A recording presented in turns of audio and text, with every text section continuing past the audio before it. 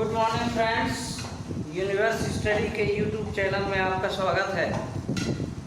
और आज काफ़ी दिनों बाद मैं कॉम्पिटिटिव मैथ से रिलेटेड टॉपिक लेके आया हूँ, जिसमें आज जो हमारा जो टॉपिक रहेगा वो आज से हम यहाँ नंबर सिस्टम यानी संख्या पद्धति के बारे में पढ़ेंगे। इसमें नंबर सिस्टम में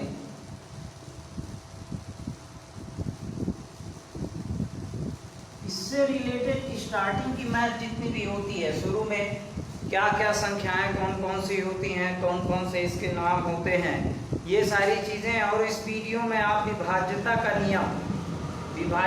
नियम सबसे इम्पोर्टेंट है। इसके बाद इसके मैं 2-3 वीडियो बनाऊंगा 2-3 पार्ट में, जिसमें इकाई का अंक ज्ञात करने के लिए। तो इस वीडियो में आपको जितनी भी तरह की संख्याएं होती हैं, स्थानीय मान, जातीय मान, ठीक है, और प्राकृत संख्याएं, वास्तविक संख्याएं, परिमेय संख्याएं, इसके बारे में डिस्कस करूंगा। फिर इसके बाद तो इसके 2-3 पार्ट में वीडियो मैं अपलोड करूंगा। तो अगर आपने चैनल को सब्सक्राइब नहीं किया है तो चैनल को जल्दी सब्सक्राइब कर लीजिए और ये वीडियो को अंत तक देखिए। तो सबसे पहले हम जो स्टार्ट करते हैं, जहाँ से हमारी संख्या शुरू होती है, तो सबसे पहले जो था, जो हमारे पास जो संख्या थी, सबसे पहले प्राकृत संख्या थी। क्या थी? प्राकृत संख्या, ठीक है। अब ये प्राकृत संख्या को हम क्या बोलते हैं? नेचुरल नंबर बोलते हैं। तो जब जीरो की खोज जब तक नहीं हुई थी, तो यहाँ 1 से लेकर के, यानी 1 से लेकर के अनंत तक की संख्याएं, अनंत तक की संख्याएं जो होती हैं वो क्या होती हैं? प्राकृत संख्याएं होती हैं। 1 से लेकर के अनंत तक की संख्याएं प्राकृत संख्याएं होती हैं, प्राकृत संख्याएं होती हैं। यानी ये सब जो है नेचुरल नंबर में कौन कौन से आते हैं? नेचुरल नंबर में 1 से स्टार्ट करके, क्योंकि गिनती तो कभी खत्म नहीं होती, यानी 2, 3, 4, 5, 6, 7 ऐसे 100 पढ़ते जाएंगे, ठीक है, क्योंकि गिनती तो कभी खत्म नहीं होगी, जब तक चलती रहेगी तब तक चलती रहेगी। तो 1 से लेकर के, यानी सबसे छोटी प्राकृत संख्या कौन सी है? 1 है, ठीक है। तो सबसे छोटी प्राकृत संख्या कौन सी है? अगर ये ऐसा क्वेश्चन आ जाता है कि सबसे छोटी प्राकृत संख्या कौन सी है, तो क्या है? 1 है। प्राकृत संख्या 1 है, ठीक है। प्राकृत संख्या और सबसे बड़ी प्राकृत संख्या, उसको हम ज्ञात ही नहीं कर सकते हैं, क्योंकि गिनती कभी खत्म नहीं होती। तो ये इसका मोस्ट इंपॉर्टेंट पॉइंट है कि सबसे छोटी प्राकृत संख्या कौन सी होती है। तो सबसे छोटी संख्या प्राकृत संख्या 1 होती है। और संख्याएं जो है, प्राकृत संख्याएं 1 से लेकर के अनंत तक की जितनी भी संख्याएं होती हैं, वो सारी संख्याएं क्या होती हैं? प्राकृत संख्याएं होती हैं, ठीक है। अब इसके बाद दूसरा नंबर है, इसका दूसरा नंबर पॉइंट है पूर्ण संख्या। पूर्ण संख्या, अब पूर्ण संख्याएं क्या होती हैं? होल नंबर्स, ठीक है, होल नंबर्स। अब होल नंबर्स क्या है? इसी में हम क्या करते हैं? अगर जीरो ऐड करें, यानी 0 से लेकर के अनंत तक की संख्या है, ठीक है। अब इसमें क्या शामिल हो गया? 0 भी शामिल हो गया। अनंत तक की संख्याएं क्या होती हैं? पूर्ण संख्याएं होती हैं। क्या होती हैं? पूर्ण संख्याएं होती हैं। अब इसमें क्या आ गया? देखिए, पूर्ण संख्याएं कहलाती हैं, क्योंकि गिनती तो कभी खत्म नहीं होती है, बस कहलाती हैं। यानी 0 भी इसमें अगर शामिल कर दिया जाए, तो ये 0 अगर शामिल हो गया तो ये पूर्ण संख्याएं होती, ठीक है। तो प्राकृत संख्याएं वो है जो 1 से स्टार्ट होती हैं, अनंत तक जाती हैं। पूर्ण संख्याएं वो है जो 0 से स्टार्ट होके अनंत तक जाती हैं, ठीक है। तो पूर्ण संख्या, सबसे छोटी पूर्ण संख्या क्या होगी? 0 होगी, ठीक है। तो इस तरह से प्राकृत संख्या और पूर्ण संख्या अगर जान गए तो इसका स्क्रीनशॉट लीजिए। इसके बाद फिर हम दूसरी संख्याएं देखते हैं, ठीक है। इसके बाद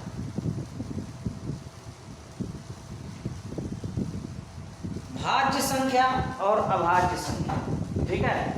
तो भाज्य संख्या और अभाज्य संख्या बताने से पहले मैं आपको ये बता देता हूँ कि सम संख्या और विषम संख्याएं क्या होती हैं। सम संख्याएं और विषम संख्याएं क्या होती हैं, ठीक है। ये पूरा स्टार्ट से जड़ से मैथ की जहाँ से शुरुआत होती है वो वीडियो मैं बनाया, क्योंकि पहले पिछले वीडियो में जो एरिया से रिलेटेड थे तो उसमें पूरा एरिया से संबंधित पूरे वीडियो मेरे अपलोड हैं, वो डिस्क्रिप्शन में लिंक में दिए हुए हैं। उसमें आप जो भी आप वीडियो क्लिक करेंगे या जहाँ पर यूनिवर्स स्टडी शेड्यूल पर लोगो है वहाँ क्लिक करेंगे और इसके बाद वीडियोस में जाएंगे तो आप देखेंगे कि पूरे वीडियो मेरे करीब 60-70 वीडियो हो गए हैं। तो कॉम्पिटिटिव मैथ के जितने लास्ट में वीडियो होंगे तो उसको आप क्लिक करेंगे, वो वीडियो अगर आप देखेंगे तो आप निश्चित रूप से मैथ्स में आपको कोई दिक्कत नहीं होगी, ठीक है। तो सम संख्या क्या होती है?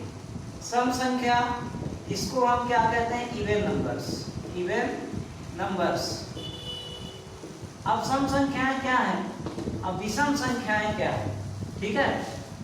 तो देखिए जो संख्याएं दो से पूरी तरह विभाजित हो जाए, यानी इसमें लिखना चाहिए कि जो संख्याएं दो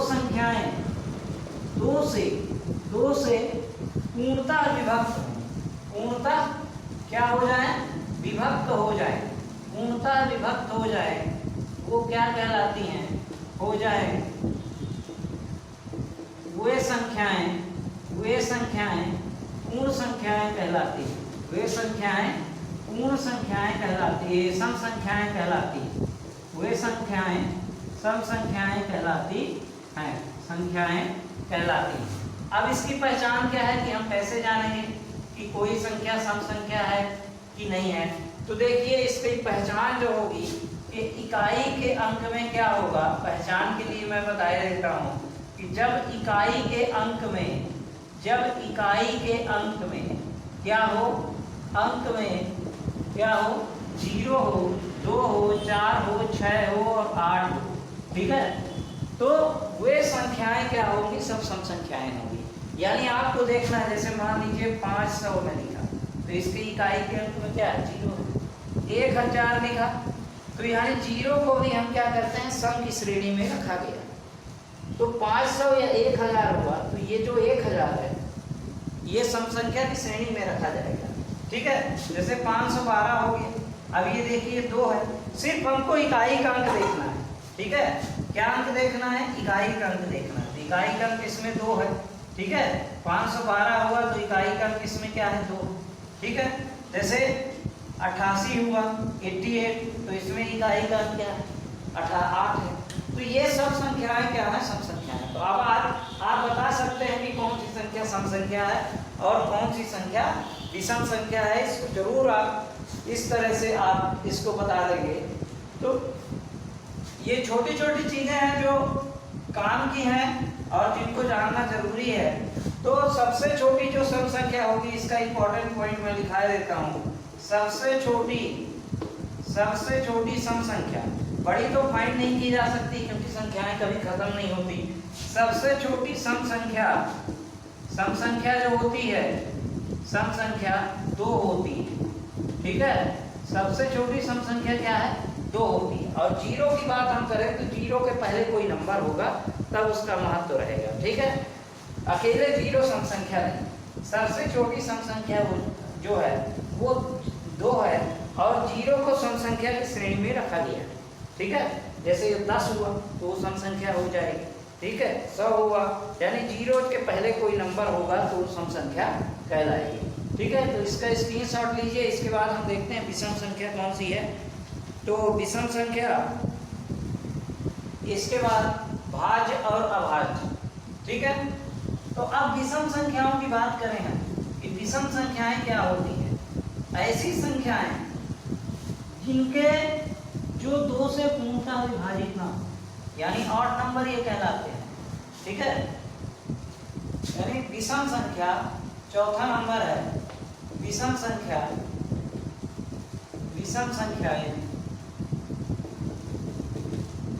या ऑड नंबर्स।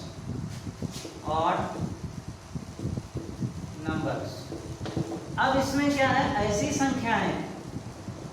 ऐसी संख्याएं जो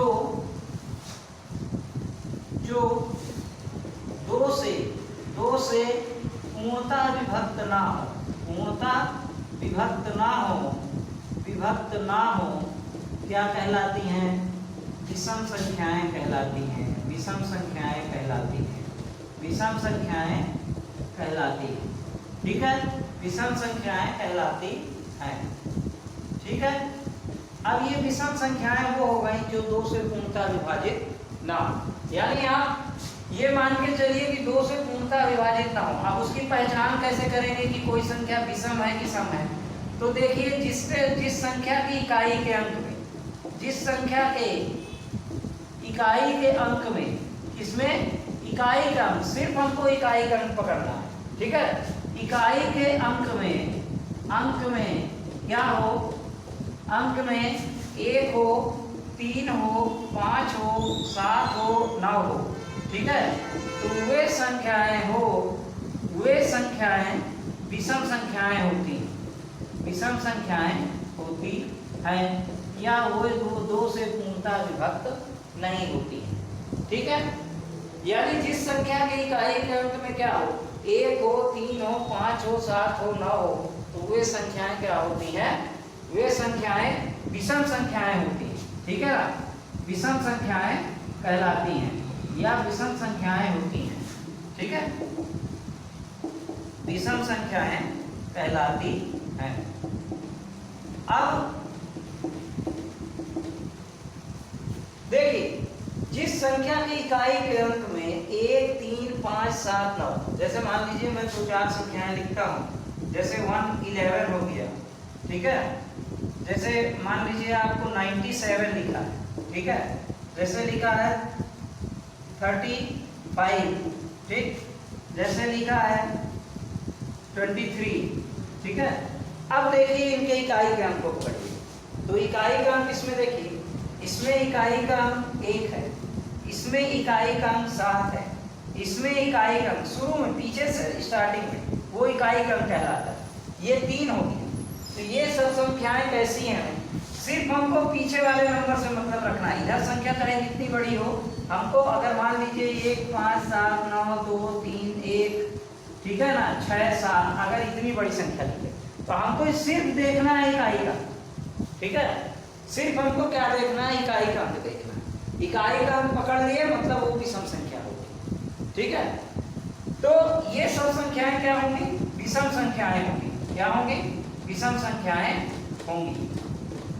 अब इसके बाद जो हमारा जो 5वां पॉइंट होगा, इसका स्क्रीनशॉट लीजिए। इसके बाद हम बात करते हैं भाज्य संख्या की, अभाज्य संख्या। ठीक है ना, तो देखिए ऐसी संख्याएं, भाज्य संख्या क्या होती है, अभाज्य संख्याएं क्या होती है। ठीक है,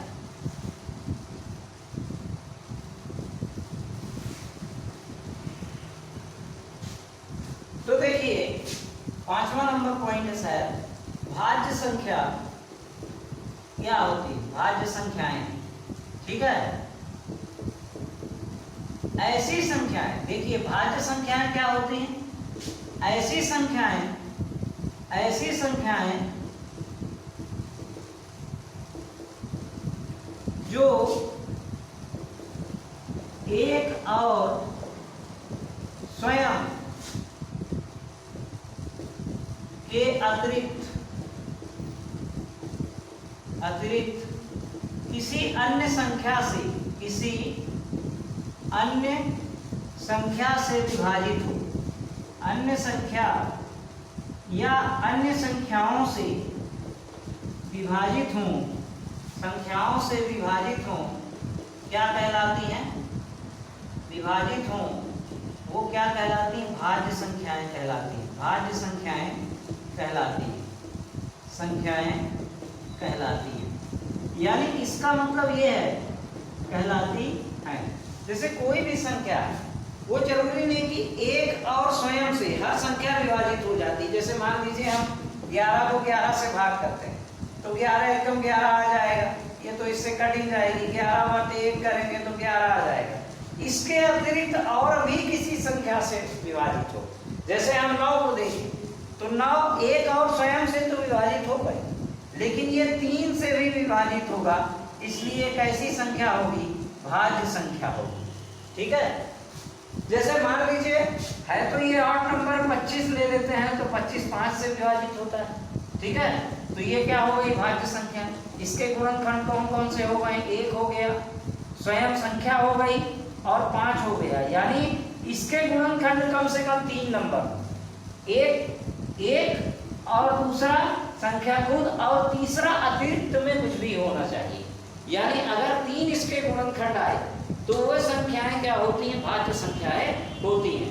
एक और स्वयं के अतिरिक्त और किसी संख्या से अगर विभाजित होता, एक भी किसी संख्या से, जरूरी नहीं कि एक ही संख्या से हो, कई संख्याओं से कोई नंबर विभाजित हो सकती है, लेकिन अगर स्वयं और संख्या एक और स्वयं के अतिरिक्त कोई भी एक भी संख्या से अगर विभाजित होती है तो वो संख्याएं क्या हो जाएगी? भाज्य संख्याएं हो जाएगी। ठीक है, तो इसमें यही चुनना है कि भाज्य संख्याएं कौन कौन सी हैं। तो इसके बारे में ये जानना सबसे ज्यादा जरूरी था कि ऐसी संख्याएं जो एक और स्वयं के अतिरिक्त किसी अन्य संख्याओं से विभाजित हो, भाज्य संख्या कहलाती है। ठीक है, अब बात करते हैं कि भाज्य संख्या तो हो गई और अभाज्य संख्या क्या हो। ठीक है, तो अभाज्य संख्या क्या कहलाती है? देखिए,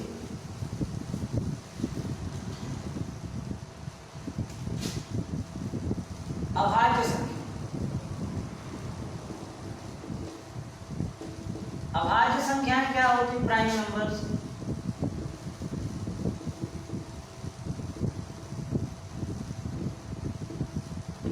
ऐसी संख्याएं जो स्वयं और एक के अतिरिक्त किसी अन्य संख्या से विभाजित न हो। ठीक है, ऐसी संख्याएं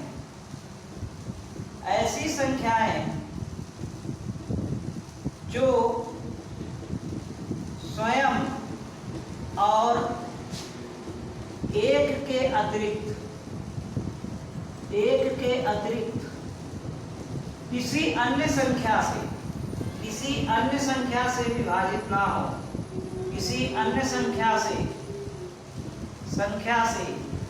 विभाजित ना हो,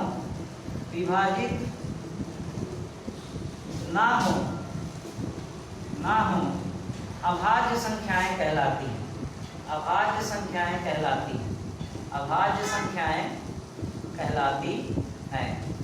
ठीक है, अभाज्य संख्याएं कहलाती हैं ऐसी संख्याएं जो एक और स्वयं के अतिरिक्त किसी और से विभाजित ना हो। यानी एक से विभाजित हो और स्वयं से विभाजित हो, इसके अलावा किसी से विभाजित ना हो, वो सब क्या हो जाएंगी? प्राइम नंबर्स हो जाएंगी।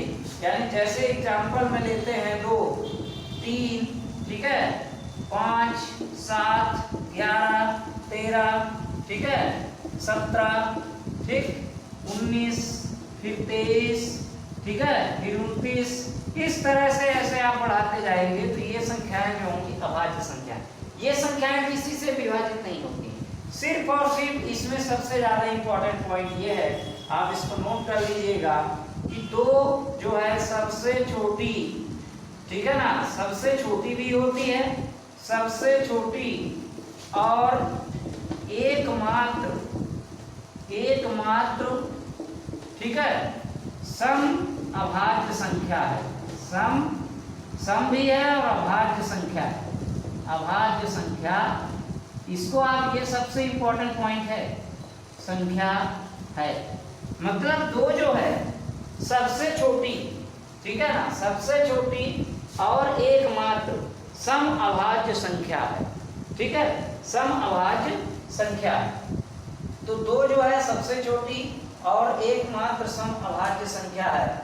तो ये सबसे बड़ा इंपॉर्टेंट पॉइंट है इसमें। और इसके बाद हमको देखना है वास्तविक संख्या है, अवास्तविक संख्या है। ठीक है ना, जो संख्याएं आम गणना में प्रयुक्त होती हैं, ठीक है, जो संख्याएं, कोई भी संख्याएं, पहले पूर्णांक हम ले लेते हैं। पूर्णांक जो है, इंटीजर्स क्या होते हैं, ठीक है, पूर्णांक,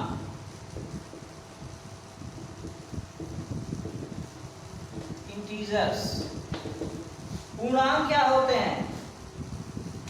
जितनी भी संख्याएं, सभी धनात्मक और ऋणात्मक संख्याएं जो होती हैं, यहाँ पर लिखना चाहिए कि सभी धनात्मक और ऋणात्मक, धनात्मक और ऋणात्मक संख्याएं, ऋणात्मक संख्याएं, संख्याएं पूर्णांक कहलाती हैं, पूर्णांक कहलाती हैं। ठीक है, सभी धनात्मक और ऋणात्मक संख्याएं, यानी -1 भी और +1 भी, ठीक है, -2 भी, 4 भी, -3 भी, यानी जितनी भी तरह की संख्याएं माइनस और प्लस वाली जितनी भी तरह की संख्याएं होती हैं सब पूर्णांक कहलाती हैं। ठीक है, अब इसके बाद होते हैं वास्तविक संख्याएं। ठीक, तो रियल नंबर, तो ये क्या होता है, वास्तविक संख्याएं क्या होती हैं, वास्तविक संख्याएं। तो वास्तविक संख्याएं किसे कहते हैं, देखिए इसको हम रियल नंबर कहते हैं, रियल नंबर्स। ठीक है, वे संख्याएं यानी गणना में प्रयुक्त सभी तरह की संख्याएं, ठीक है, गणना में प्रयुक्त सभी तरह की संख्याएं, सभी तरह की संख्याएं, ठीक है, सभी तरह की संख्याएं क्या कहलाती हैं, सभी तरह की संख्याएं क्या कहलाती हैं, वास्तविक संख्याएं कहलाती हैं, वास्तविक संख्याएं कहलाती हैं, संख्याएं कहलाती हैं।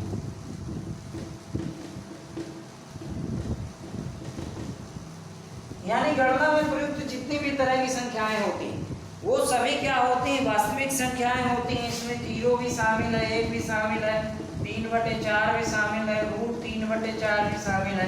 यानी रूट वाली नंबर भी जो होती हैं, रेशनल नंबर भी जो होती हैं, वो सारी चीजें जो हैं इसमें शामिल हो जाती हैं, वो वास्तविक संख्याएं कहलाती हैं। ठीक है, अब इसके बाद आती है बात, इसका स्क्रीनशॉट लीजिए। इसके बाद अवास्तविक संख्या। तो अवास्तविक संख्याएं होती हैं जिनका वर्ग एक ऋणात्मक संख्या, ठीक है, उसको इमेजिनरी नंबर्स बोलते हैं। वो क्लास 11th में है, कॉम्प्लेक्स नंबर का एक चैप्टर है, उसमें इमेजिनरी नंबर के बारे में आपको बताया गया है।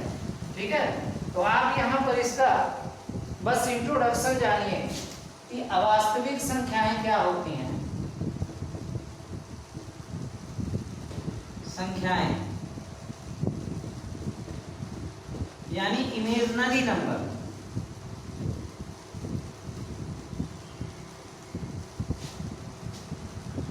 नंबर्स।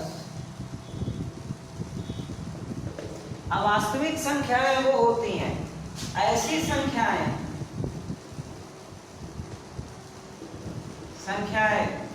जिनका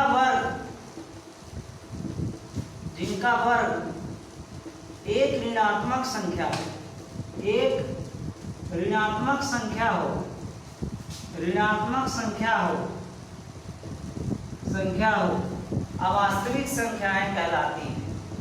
अवास्तविक संख्याएं कहलाती हैं। यानी वे संख्याएं जिनका वर्ग एक ऋणात्मक संख्या हो। जैसे मान लीजिए हम √4 लिख दिए, ठीक है, √1 लिख दिए, -1, ठीक है, -√5 लिख दिए, ठीक है। तो ऐसी संख्याएं जिनका वर्ग एक ऋणात्मक संख्या हो वो क्या होती हैं, अवास्तविक संख्याएं। ठीक है, अवास्तविक संख्याएं कहलाती हैं। ठीक है, अब इसके बाद हम बात करते हैं परिमेय संख्या और अपरिमेय संख्याओं की। तो परिमेय संख्या क्या होती है, इसको आप बहुत बार सुने होंगे कि परिमेय संख्या क्या होती है। तो ये होता है, ये सबसे इम्पोर्टेंट चीज है परिमेय संख्या। ठीक है, इसको हम क्या कहते हैं, रेशनल नंबर कहते हैं। तो रेशनल नंबर क्या है, रेशनल नंबर्स परिमेय संख्या।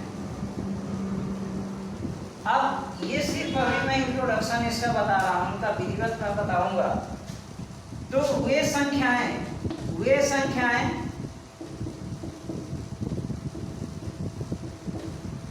जिनको P बटे Q के रूप में लिखा जा सके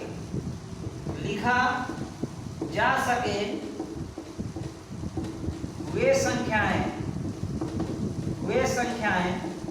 परिमेय संख्याएं कहलाती हैं। वे संख्याएं परिमेय संख्याएं कहलाती हैं।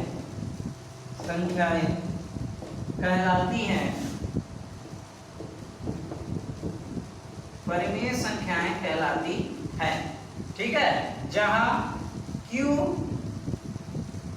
Is not equal to 0। ठीक है ना, जिस नंबर को हम P/Q के फॉर्म में रिप्रेजेंट कर सकते हो, वो सारी नंबर्स जितनी भी होती हैं वो क्या होती हैं? परिमेय संख्याएं, रेशनल नंबर होती हैं जहां Q is not equal to 0, मतलब नीचे 0 नहीं आना चाहिए। जैसे 0 अगर हम लिए, 1 लिए, 2 लिए, 3 लिए, 4 लिए, 5 लिए, 6 लिए, 7 लिए, इन सबको अपन में 1 लिख सकते हैं। ये सब रेशनल नंबर, ठीक है। 0 भी एक रेशनल नंबर है, ठीक है, क्योंकि इसके किसी भी संख्या के बटे में हम 1 लिख सकते हैं। और ऐसा अगर लिख दिए, बस नीचे 0 नहीं होना चाहिए, यानी 1/0 नहीं होना चाहिए, Q 0 नहीं होना चाहिए, ठीक है ना, क्योंकि Q तो नीचे है। ठीक है, अगर Q 0 नहीं है, ऊपर अगर 0 है, P के लिए तो कंडीशन नहीं दी हुई है, P अगर ऊपर रहा है तो वो सभी संख्याएं क्या है? रेशनल नंबर्स हैं। या हम ये कहना चाहिए कि जिन संख्याओं का ठीक तरह से निकाला जा सके, वो सभी संख्याएं क्या होती हैं? परिमेय संख्याएं कहलाती हैं। और इसके बाद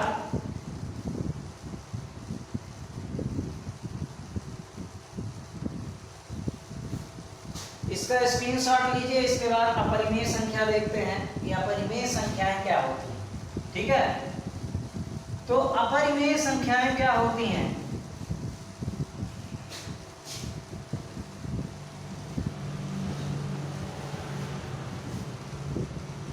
देखिए, अपरिमेय संख्याएं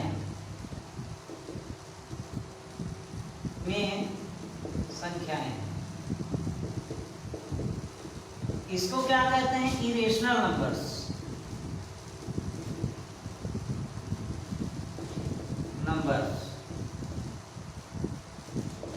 ऐसी संख्याएं जिनका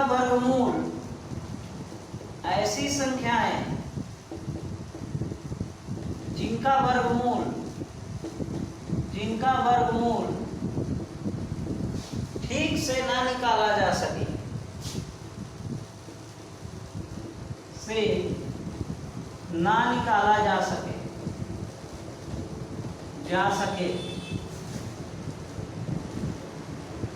वे संख्याएं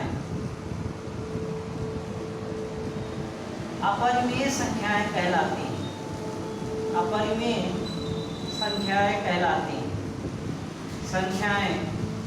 कहलाती हैं।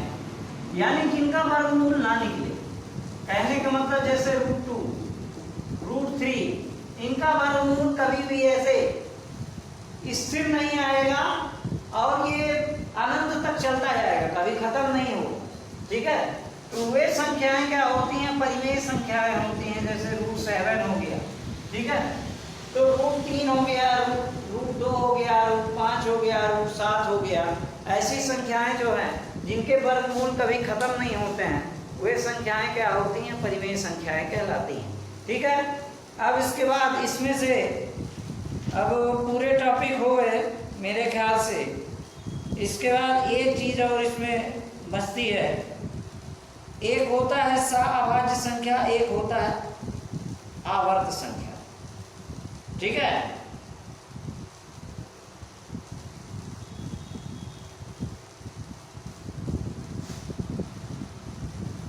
आवर्त संख्या क्या कहलाती है? आवर्त संख्या, रिकरिंग नंबर, आवर्त संख्या, इसको भी जानना जरूरी है।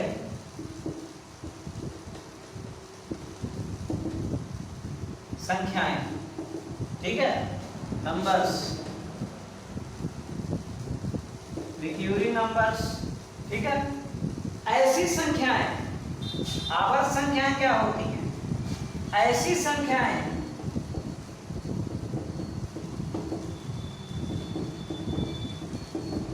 जिनके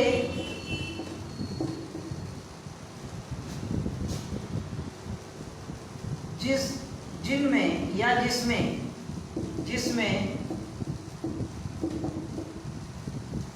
एक ही संख्या की पुनरावृत्ति हो, एक ही संख्या की क्या हो? पुनरावृत्ति हो। वे संख्याएं पुनरावृत्ति हो, वे संख्याएं क्या होती हैं? वे संख्याएं आवर्त संख्याएं कहलाती हैं। आवर्त संख्याएं कहलाती हैं। आवर्त संख्याएं कहलाती हैं। कहलाती हैं। कहने का मतलब ये है कि जैसे मान लीजिए 1 लिखा है, अब बटे 3 करना, ठीक है, या 10 बटे 3 करना, ठीक।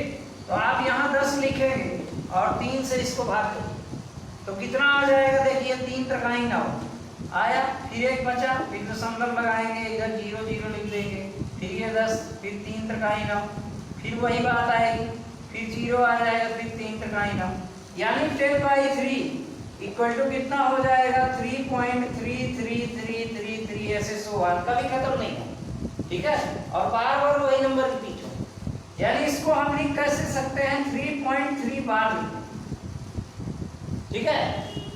तो ये क्या हो गई? आवर्त संख्या। इसको लिखने का तरीका कि बार बार हम 3 3 लिख करके इसके ऊपर बार लगा देते हैं, यानी जो नंबर बार बार रिपीट हो रहे हैं उसके ऊपर हम क्या लगा देते हैं? ऐसी एक लाइन खींच देते हैं। इसका मतलब होता है कि वो नंबर बार बार रिपीटेड नंबर, ठीक है, वो बार बार रिपीट हो रही है, तो वो संख्याएं जो होती हैं वो क्या कहलाती हैं? आवर्त संख्याएं कहलाती हैं, जो कभी खत्म नहीं होती हैं और दूसरा कोई नंबर आता ही नहीं, वही संख्याएं क्या होती हैं? बार बार रिपीट होती है। तो इसका स्क्रीनशॉट लीजिए। इसके बाद है एक आखिरी पॉइंट है इसमें, सहअभाज्य संख्याएं, ठीक है।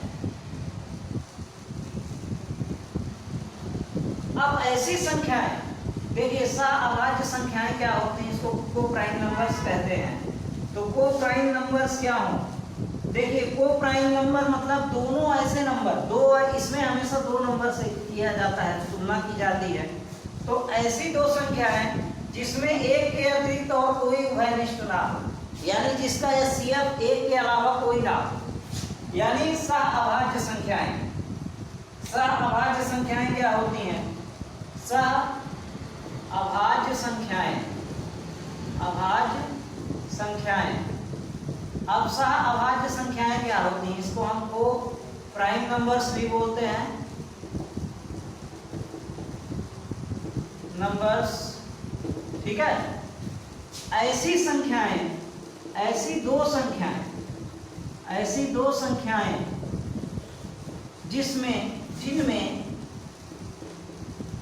जिनमें एक के अतिरिक्त कोई गुणनखंड ना हो, कोई गुणनखंड ना हो, गुणनखंड, ठीक है, ना हो, गुणनखंड उभयनिष्ठ ना हो, उभयनिष्ठ ना हो, वे संख्याएं क्या कहलाती हैं?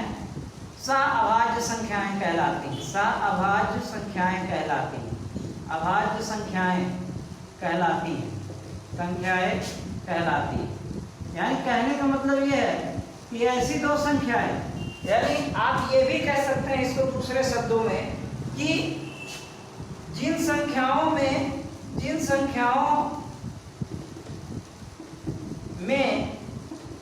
एक के अतिरिक्त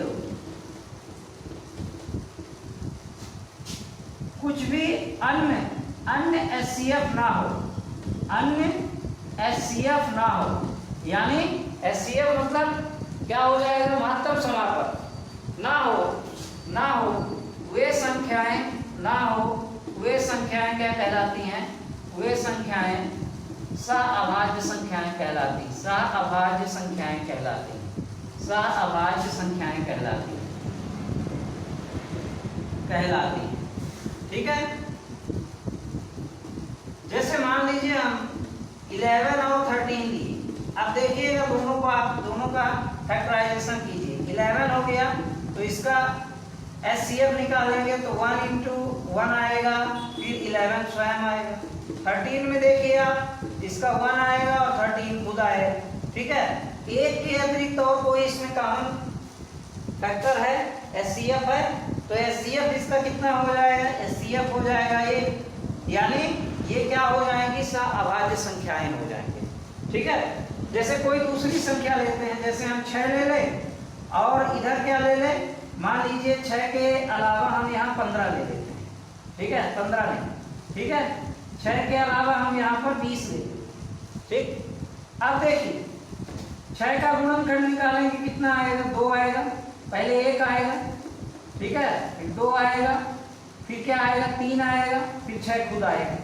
20 का नहीं, इसमें 20 तो आ जाएगा, 20 में तो आ जाएगा। मान लीजिए इसको मैं ऐसी संख्या लेना चाहता हूँ, जैसे मान लीजिए हम क्या ले लें? 25 ले लें। ठीक है, 25 ले लें। ठीक। तो अब यहाँ पर 25 ले लिए, दो संख्याएं ले लिए, 6 और 25। अब 25 का करिए कितना होगा? 1 होगा। ठीक है, फिर 5 होगा, फिर संख्या स्वयं होगी। अब देखिए दोनों में, ये देखिए एक के अतिरिक्त HCF क्या आ गया? HCF 1 आ गया। मैं क्या लेना चाहता था कि ऐसी, ये आपके दिमाग में ये फिट हो जाएगा कि जो अभाज्य संख्याएं होंगी वो अभाज्य संख्याएं हमेशा रहेंगी, लेकिन ऐसा नहीं है। देखिए 6 और 25 दोनों भाज्य संख्याएं, ठीक है, कैसी हैं? दोनों भाज्य संख्याएं हैं, लेकिन एक दूसरे के लिए क्या है? सअभाज्य संख्याएं हैं, क्योंकि इसमें HCF जो है वो क्या है? एक के अतिरिक्त कुछ नहीं है। इसमें 1 है, 2 है, 3 है और संख्या स्वयं। इसके बाद 1 है, 5 है और 25 है। तो इसमें क्या हुआ? HCF 1 आया, इसलिए दोनों संख्याएं एक दूसरे से कैसी हैं? सअभाज्य संख्याएं हैं। यही हमको देखना था। और इसके बाद हम जो इसमें आज हम जो इस वीडियो में जो इसका जल्दी से स्क्रीनशॉट लीजिए, इसके बाद हम जो डिविजिबिलिटी टेस्ट है उसके बारे में डिस्कस करेंगे। तो डिविजिबिलिटी टेस्ट क्या होता है और कैसे होता है?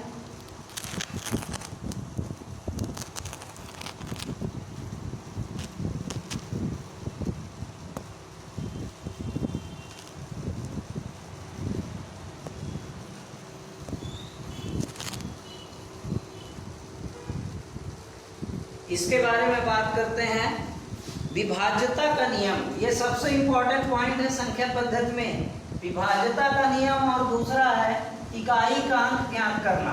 तो मेरे ख्याल से विभाज्यता का नियम ही इसमें हो पाएगा। देखिए दो चीजें और मैं बता देता हूँ, स्थानीय मान और जातीय मान। ठीक है, स्थानीय मान क्या होता है, जातीय मान क्या होता है। ठीक, तो यहाँ पर दो चीजें हैं, स्थानीय मान और जातीय मान। तो देखिए दोनों में क्या डिफरेंस है। ठीक है, पहले देखते हैं स्थानीय मान, पहले जातीय मान लेते हैं।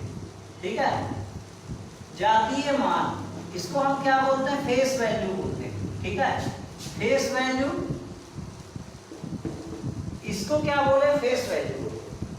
यानी किसी संख्या का खुद का मान जो होता है उसका जातीय मान होता है। ठीक है, इसमें काफी कंफ्यूजन होता है, कई बच्चों ने इसको पूछा है कि किसी संख्या का खुद का मान, कई लोगों ने इसके बारे में डिस्कस किया है, या कई बार ये क्वेश्चन आया सामने। खुद का मान जो होता है, खुद का मान जातीय मान कहलाता है, जातीय मान कहलाता है। यानी इसमें किस स्थान पर कहलाता है, किस स्थान पर कोई संख्या क्या है, इससे हमको कोई मतलब नहीं। जैसे मान लीजिए कि अगर यहाँ पर नरेंद्र मोदी जी आते हैं और अच्छा चलिए वो हम एग्जाम्पल नहीं लेते हैं, किसी संख्या का खुद का मान जातीय मान कहलाता है। जैसे मान लीजिए हम यहाँ पर एक संख्या लिखे 3, 5, 4, 6, 8। ठीक है, तो देखिए मान लीजिए आप इस 5 का जातीय मान क्या लिखेंगे, तो ये कहीं पर भी किसी भी स्थान पर है तो क्या कहलाएगा, 5 ही कहलाएगा।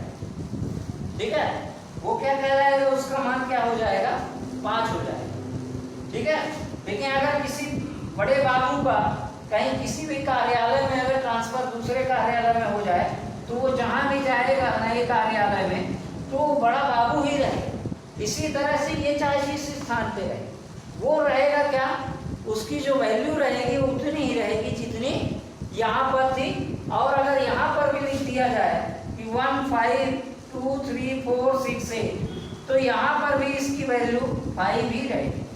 ठीक है, इस तरह से इसका स्थानीय मान जातीय मान जो होता है वो संख्या का खुद का मान होता है और उसमें कोई फर्क नहीं पड़ता कि वो कहाँ पर। ठीक है ना, चाहे वो दिल्ली में हो चाहे भोपाल में हो, जहां भी रहेगा वो बड़ा बाबू है और बड़ा बाबू ही रहेगा। ठीक है, अब इसके बाद हम स्थानीय मान की बात करते हैं। अब इसमें बात करें। ठीक है, देखिए स्थानीय मान क्या होता है, स्थानीय मान क्या कहेंगे, इसको हम क्या बोलते हैं, प्लेस वैल्यू बोलते हैं। क्या बोलते हैं, प्लेस वैल्यू। ठीक है, स्थानीय मान क्या है कि जैसे मान लीजिए किसी कोई संख्या है, जैसे मान लीजिए किसी संख्या के उस स्थान जिस स्थान पर है उस स्थान के मान को स्थानीय मान कहते हैं। किसी संख्या के उस स्थान के मान को, मतलब अभी मैं एग्जांपल से बता रहा हूँ, स्थानीय के मान को स्थानीय मान कहते हैं। ठीक है ना, स्थान के मान को स्थानीय मान कहते हैं। ठीक है, जैसे मान लीजिए मैं ये संख्या लिखता हूँ, अभी क्या लिखा था, 3 5 6 8 4। अब देखिए इसमें 4 का स्थानीय मान क्या है, ये इकाई होता है, दहाई होता है, सैकड़ा होता है, हजार, ये 10 है। ठीक है, तो इसको हम क्या लिखेंगे, 4 × 1, यानी इसकी वैल्यू क्या हुई, 4। ठीक है, अब ये किस स्थान पर, यानी ये स्थान पर, ये कोई भी व्यक्ति जो है, कोई भी व्यक्ति अगर जिस कुर्सी पे बैठ जाता है उस कुर्सी की वैल्यू होती। ठीक है ना, तो वो वही कहलाए। जैसे कोई भी व्यक्ति अगर अधिकारी बन गया, अधिकारी की कुर्सी में बैठ गया या उसको पद मिल गया तो अधिकारी ही कहलाएगा, और अगर अधिकारी के पद से हट गया तो आम नागरिक हमारी तरह। ठीक है, तो यहाँ पर भी है, देखिए 8 है यहाँ। ठीक है, तो ये किस स्थान पर है, दहाई के स्थान पर। इसकी वैल्यू क्या हो गई, बढ़ गई। ठीक है, ये कितना हो गया, 80 हो गया। अब ये 6 है, इससे छोटा है, लेकिन इसकी वैल्यू जो है 100 की प्लेस पर है, ये कितना हो गया, 600 हो गया। ठीक है, इसके बाद ये क्या हो गया, देखिए 5, और ये क्या हो गया, 1000 की प्लेस पर है, ये क्या हो जाएगा, 1000 हो जाएगा। इसी तरह से ये 3 है, 3 × और यहाँ पर कितना है, ये देखिए 1000 10,000, तो ये क्या हो जाएगा, 30,000 हो जाएगा, और इसकी वैल्यू बढ़ जाएगी। अब इनको हम ऐड कैसे करते हैं कि मान लीजिए इनको 30,000 प्लस यहाँ पर क्या हुआ 5,000, ऐसे करेंगे 5,000, फिर इसके बाद कितना है 600, फिर इसके बाद 80, और इसके बाद 1। आप इसको फाइंड करेंगे तो देखिएगा यही नंबर आ जाएगी। ठीक है, तो यानी जिस स्थान पर जो संख्या होती है उसकी वो वैल्यू क्या है, वो वैल्यू उसकी क्या कहलाती है, स्थानीय मान कहलाती है। और ये जो है ये इसका स्थानीय मान कहलाएगा। और स्थानीय मान और जातीय मान को बिल्कुल कंफर्म रहिए कि जातीय मान क्या होता है, स्थानीय मान। जातीय मान में कुछ भी नहीं है, उस संख्या का खुद का मान जो होता है उसका जातीय मान होता है। ठीक है, स्थानीय मान जिस स्थान में कोई संख्या होगी वो उसका क्या कहलाती है, स्थानीय मान कहलाती है। इसका स्क्रीनशॉट लीजिए, इसके बाद हम विभाज्यता के नियम के बारे में पढ़ेंगे।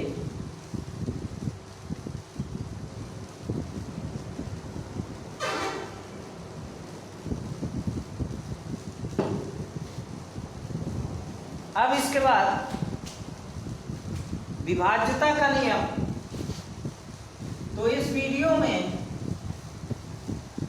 आपको मैं विभाज्यता का नियम पूरे अच्छी तरह से आपको बता दूंगा मैं। तो इसको आप विभाज्यता का नियम देखिएगा, या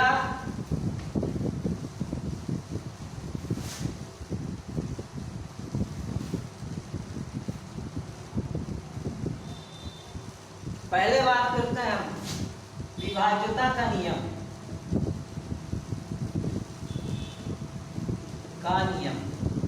यानी डिविजिबिलिटी टेस्ट, विभाज्यता का नियम। कोई नंबर किससे विभाजित होती है किससे नहीं होती है ये पता लगाने के लिए हम विभाज्यता का नियम बिना भाग किए, और ये कुछ ट्रिक्स होती हैं जिससे हम ये जान सकते हैं कि ये संख्या इससे डिवाइड होगी कि नहीं। तो जब कभी भी आप एग्जाम देने जाते हैं तो उसको पता करना रहता है कि ये संख्या किससे होगी, या गुणनखंड फैक्टराइजेशन करने में जो भी जरूरत पड़ती है कि किसी संख्या से वो संख्या डिवाइड होगी कि नहीं होगी, तो उसके लिए काम आता है। ये बिल्कुल याद होना चाहिए आपसे। तो देखिए 2 से पहला नंबर है 2 से विभाज्यता का नियम, 2 से विभाज्यता का नियम यानी डिविजिबिलिटी टेस्ट आपको विभाज्यता का नियम, ठीक है। तो 2 से विभाज्यता का नियम क्या होगा कि वही 2 से विभाज्यता का नियम यह है कि यदि किसी संख्या के इकाई के अंक में क्या हो, इकाई के अंक में 0, 2, 4, 6 और 8 हो, वे संख्याएं 2 से विभाजित हो जाएंगी। वे संख्याएं 2 से विभाजित हो जाती, 2 से विभाजित हो जाती। यानी किसी भी संख्या में अगर हो जाती है, किसी भी संख्या की इकाई के अंक में क्या हो, 0 हो, 2 हो, 4 हो, 6 हो और 8 हो, तो वे सब संख्याएं 2 से विभाजित हो जाती। या इसी को ऐसा लिखिए कि सभी सम संख्याएं, ठीक है। इसको क्या लिख दीजिए कि सभी सम संख्याएं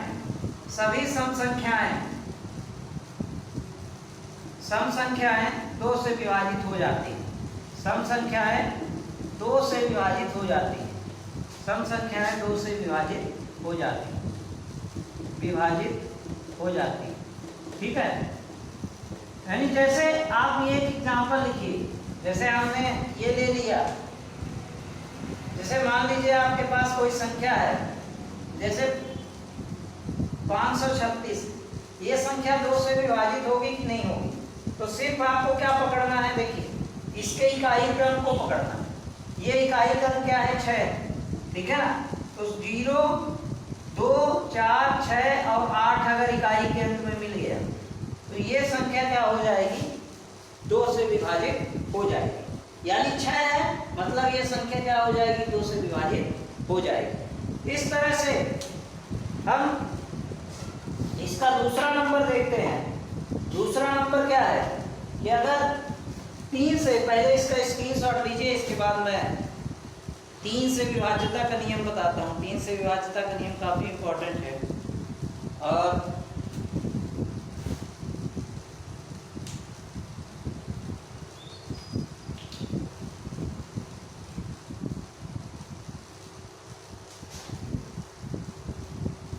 तो 3 से विभाज्यता का नियम ये है, यदि किसी संख्या के अंकों का योग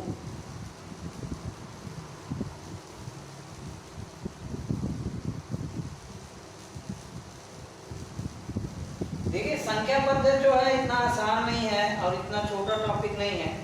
इसमें कम से कम 2-3 वीडियो 1-1 घंटे के बनेंगे, तब ये संख्या पद्धति कंप्लीट होगा। और इसमें काफ़ी इंपॉर्टेंट क्वेश्चन आएंगे जो पहले एग्जाम में भी आ चुके हैं, वो भी मैं लेके आऊँगा। और प्रयास मेरा ये रहेगा कि अगर आप इस वीडियो को आपने अंत तक देख लिया तो आपको किसी भी तरह का डाउट या किसी भी तरह का कुछ भी डाउट नहीं होना चाहिए। अगर किसी भी तरह का डाउट है तो आप मेरे कमेंट बॉक्स में लिखिएगा, या मेरा ये व्हाट्सएप नंबर है 9981 695051, इसमें आप कमेंट करिएगा। पर्सनली आप कमेंट कर सकते हैं या तो आप वीडियो में कमेंट कर सकते हैं। तो उसमें मैं आपके पूरे डाउट क्लियर करूंगा। तो अब 3 से विभाज्यता का नियम, 3 से विभाज्यता का नियम, 3 से विभाज्यता का नियम। अब 3 से विभाज्यता का नियम क्या है? ठीक है, यहां पे क्या लिखेंगे? यदि किसी संख्या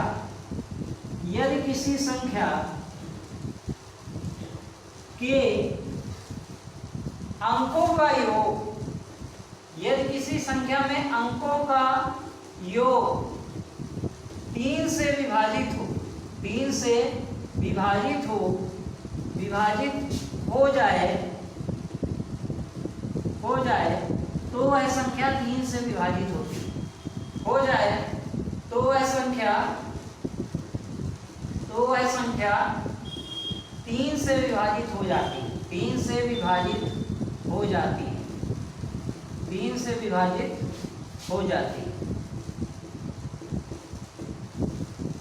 अब देखिए, इसको समझिएगा कि यदि किसी संख्या के अंकों का योग 3 से विभाजित हो जाए तो वह संख्या 3 से विभाजित हो जाती है। जैसे मान लीजिए हमने एक संख्या लिया 3, 2, 1, ठीक है। अब इसको हमको चेक करना है कि ये 3 से विभाजित है कि नहीं है। तो हम कैसे चेक करेंगे इसको? देखिए, इसके संख्या के अंकों का योग करेंगे। जैसे मान लीजिए क्या आया, 3 धन 2 धन 1 बराबर कितना है? अंकों का योग करना, ठीक है। तो ये कितना आया? 6 आया। अब ये देखिए 6 3 से विभाजित हो जाता है कि नहीं हो जाता? 6 3 से विभाजित हो रहा है, इसलिए संख्या भी क्या हो जाएगी? 3 से विभाजित हो जाएगी। तो यहाँ पर लिखेंगे 6 3 से विभाजित है, 3 से विभाजित है, इसलिए यह संख्या विभाजित है, इसलिए यह संख्या 3 से विभाजित हो जाएगी, 3 से विभाजित हो जाएगी। क्या हो जाएगी? इसलिए यह संख्या 3 से विभाजित हो जाएगी। ठीक। अब जैसे मान लीजिए क्या लिखते हैं हम, 5 6 7 8 9 10, ऐसी हम एक संख्या, ठीक है, या इतना ही। अब देखिए इनके अंकों का योग। आप इतनी बड़ी संख्या कैसे पता करेंगे कि ये 3 से विभाजित होगी कि नहीं होगी? ये भी विषम संख्या है। तो मान लीजिए कि इसका जोड़िए 5 धन 6 धन 7 धन 8 धन 9 धन 1, मतलब 5 + 6 + 7 + 8 + 9 + 1। तो ये कितना होगा? देखिए 9 और 1 10, ठीक है ना। 10 और 8 18, 18 और 7 25, 25 और 6 25 और 6 31, 31 और 5 कितना होगा? 36। अब देखिए 36 3 से डिविजिबल है कि नहीं? तो देखिए 12 में 36 होता है, या तो इसको 3 से भाग कर लीजिए 36 को। देखिए 3 × 1 = 3 आया, कट गया, 6 आया, 3 दूनी 6, यानी ये 6 जो है ये 3 से पूरा विभाजित हो गया 36, इसलिए ये संख्या भी 3 से विभाजित हो जाएगी, 3 से विभाजित हो जाएगी, ठीक है। तो 3 से विभाजित हो जाएगी, ये संख्या भी क्या हो जाएगी? 3 से विभाजित हो जाएगी, ठीक है। तो ये हम पढ़ते हैं, ये विभाज्यता का नियम जो हमारा ये टॉपिक था वो 2 और 3 का हमने बता दिया। और अगले वीडियो में इसको काफ़ी लंबा हो जाता है, तो फिर आप देखते देखते बोर भी हो जाते हैं। तो इसको अगले वीडियो में, इसका जब मैं सेकंड पार्ट 1-2 दिन में ही अपलोड करूँगा, तो आप इसको इतना मैंने जितना बताया है, तो अभी पूरी संख्याओं का इंट्रोडक्शन भी, इसके बाद मैं इससे रिलेटेड क्वेश्चन भी ले। अब देखिए 4 से विभाज्यता का नियम, कोई संख्या 4 से विभाजित होगी कि नहीं होगी ये जानने के लिए, तो सबसे पहले देखिए 4 से विभाज्यता का नियम क्या होता है कि यदि किसी संख्या, देखिए 4 से विभाज्यता का नियम, तो देखिए 4 से विभाज्यता का नियम, विभाज्यता का नियम, डिविजिबिलिटी टेस्ट ऑफ 4, ठीक है। यदि किसी संख्या यदि किसी संख्या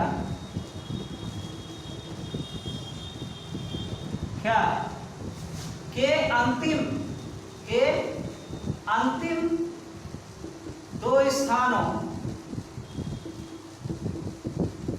में जीरो हो, डबल जीरो हो, ठीक है, दो शून्य हो या अंतिम दो स्थानों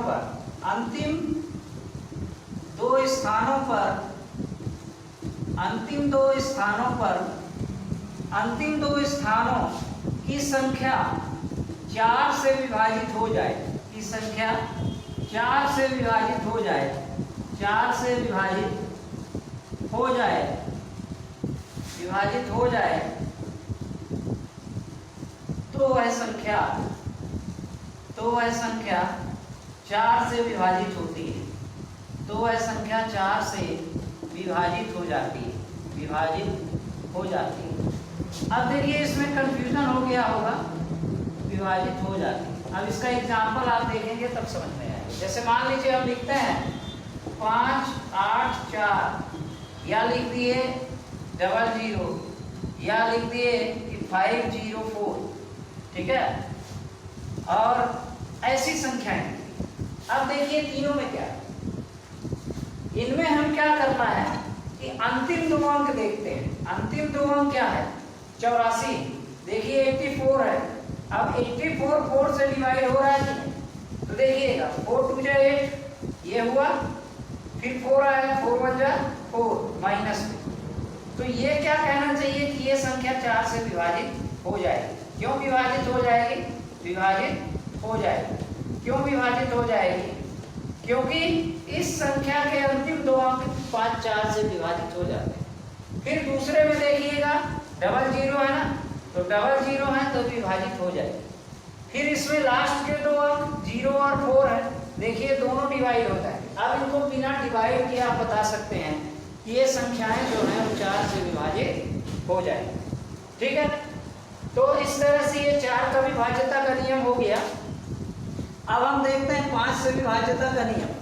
तो 5 से विभाज्यता का नियम यह है कि यदि किसी संख्या के इकाई के अंक में 0 और 5 हो, ठीक है, तो देखिए लिखता हूं मैं कि यदि किसी 5 से विभाज्यता का नियम, 5 से विभाज्यता का नियम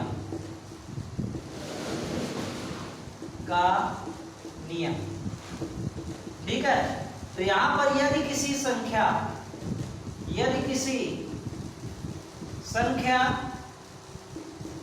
के इकाई के अंक में 0 और 0 और, ठीक है, 0 और 5 हो, ठीक है, 0 और 5 हो, तो वह संख्या 5 से विभाजित हो जाती है, 5 से विभाजित हो जाती है,